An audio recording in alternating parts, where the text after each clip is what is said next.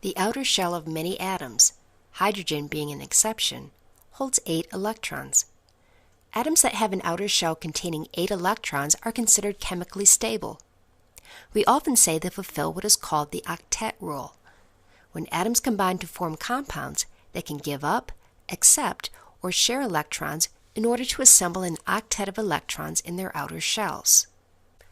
A covalent bond is formed when atoms share electrons in order to satisfy the octet rule. For example, a carbon atom holds 4 electrons in its outer shell, but it would be much more stable with 8.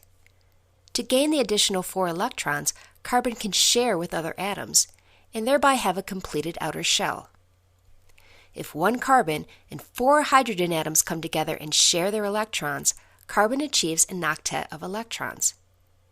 Note that each hydrogen in this compound achieves 2 electrons in its outer shell. This is the stable configuration of the first electron shell. An ionic bond forms when 2 atoms are held together by the attraction between opposite charges.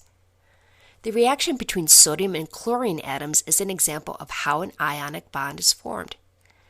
Since sodium has only 1 electron in its third shell, it has a tendency to give up that electron. Once it does, the remaining outer shell contains 8 electrons. This loss of an electron gives sodium a slightly positive charge. Chlorine, on the other hand, tends to gain an electron, since its outer shell already has 7.